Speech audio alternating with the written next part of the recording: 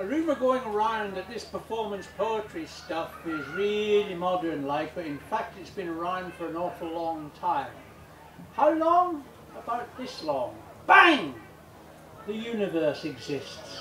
Through the noxious swirling mist staggers, wouldn't you just know it, an ape-like knuckle-scraping poet, all fired up to kickstart Earth with the Babylonian creation myth, delivered at the first dawn's gleam in a magnificent primal scream, followed by the Greeks and Romans bellowing fables, legends, omens, introducing us without apology to incest, rapine and bestiality, which appealed to every Swab, Scandinavian and Slav, who added their own warlike trends and flogged them to their stroppy friends the Vikings, who invaded us, bawling, boring sagas. Thus, versification, elemental, proud was from Genesis onwards, loud until that civil service tosser, Geoffrey Carry-On Canterbury Chaucer, toe-poked his pilgrims across Kent, mouthing smut and effluent, and suddenly in place of rant and riot, poetry quite suddenly got generation after generation of twee, genteel enunciation, Langland, Spenser, Marlowe, Donne, every one. Shakespeare, Shelley, Byron, Keats spoke in poncy little bleats, twittering on and on and on, until the slam phenomenon came caterwauling over the hill, and shortly after that, tee-hee, there was me. To begin with, I was also a placid poet. I began in my pram quoting Charles Lamb, rarely an Oscar Wilde child, laughed, dried and covered in Ben Jonson's baby powder. I lay in my cot in a fluffy nappy, reading Walter Scott and Caroline Duffy. A coy boy, a devotee of Dante Gabriel Rossetti, I turned into a Kipling stripling, an Austin champion, a Thomas Campion, musing on Hughes, frowning over Browning, never Edward leering at girls, or Philip larking about like that dreadful D.H. Lawrence. I remained self-effacing, never chasing fortune, fame or station, until I came to one of these emporiums. What a transformation all of a sudden on the organ of the auditoriums, Ezra pounding the boards, uttering words that would have shocked my mum or my childhood chum, and the Ogden Nash of this smashing bash at the Canal Trust, a Helican hell-bent on achievement, no longer reticent. I don't give a damn. You must take me for what I am, the Seamus Heaney of slam. Thank you.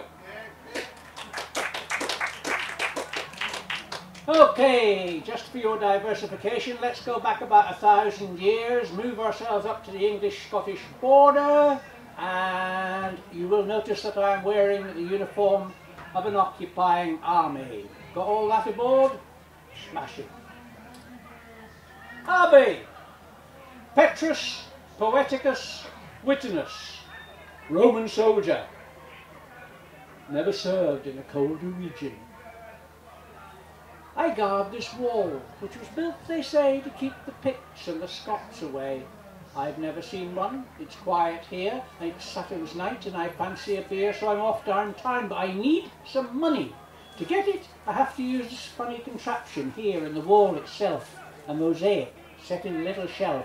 You take your very own personal pin to this orifice, and you stab it in, then you tap the tiles with your numbers, see?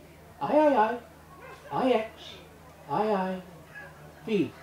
And sestertii and denarii come tumbling out most plentifully. Let's hear it for Hadrian's hole in the wall, the greatest Roman invention of all. I'm off to behave with a total lack of decorum in the forum. Hang on a minute, there's a queue for this gadget, and I'm the first in it. I said don't push, mush. Oops. Approximately MC DCL XXX 1600 barbarians, mud-covered, woad-smothered, great big hairy ones. With my trusty shield, I shall not yield.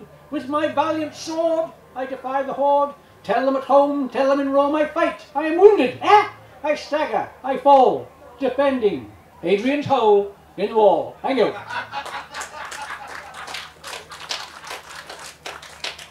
Oh, I got one of these erudite audiences in As What Likes History. So get on the other side of this one. I'm Ethelred the Unsteady. I drink 8 quarts of mead every day. When I ride into battle, my saddlebag rattles, with half-time refreshments from odd-bin concessions I put to the sword on the way. I've never liked Sweyn, the king of the Danes. I wish that some fate would befall him, and as for his son, whom you know as Canute, well, that isn't quite what I call him. I'm not Ethelred the Unready. Don't believe what the history books say. I'm ready for anything, dodgering, dodgering females who come in my way. I'm Ethelred the Unsteady, and now I'm a chat show host. My guests are invaders from mainland neighbours who pillage and plunder our coast. European commissioners, with my permission, are bribed to appear on my show. If they don't boost the ratings, my chancellor's waiting to bribe them again till they go. I'm Ethelred the Unready, and I'm fighting the King of the Picts on Sky Sports tonight. It's a championship fight, and it's on at a 1/4 We wear our war paint for the contest, which takes place on the Great North Road. So before I put on my makeup, I've got time for one more for the woad. Thank you.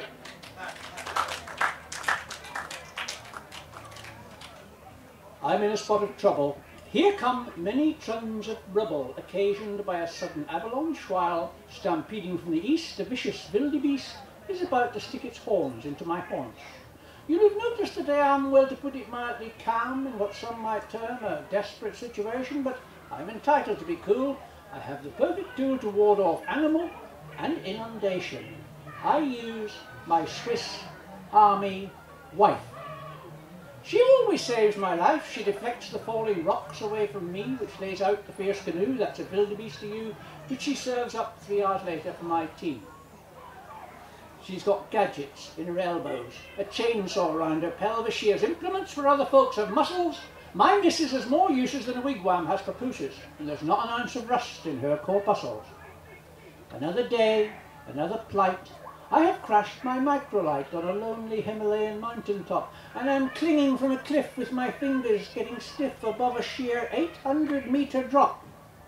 The abominable snowman who is clinging to my Gucci shoe keeps dropping rather titillating hints. He's a Yeti, name of Betty, and he wants us to go steady, and he's not had sex since King Kong was a prince. But then my Swiss Army wife, the saviour of my life, arrives beside us in a helicopter. After a tremendous fight with the hairy transvestite, he drops them. Or should that be, he drops her. My domesticated blizzard then flies us through a blizzard across deserts, storms and horrid hostile lands, gets us home in time for supper and a welcome, warming cuppa. Then we watch her favourite video, Scissor Hands. But I must admit that this picture of domestic bliss is in fact a swiftly fading memory. Every morning that I wake up I contemplate the breakup occasioned by my infidelity. I met a girl from Dudley. She was cushiony and cuddly. She didn't have sharp edges, blades and points, and she didn't have to find a pasty method round her periodically to lubricate her joints. But then my Swiss Army wife became my trouble and strife when she caught my girl a-pleasuring of me. All her many claws extended, a razor sharp and open-ended, and she filleted my soft felicity. And then my spiky spouse pursued me round the house. I ducked and weaved and hid behind the piano, but the very same machete she employed to slay the Yeti is the reason that today I speak soprano. Thank you.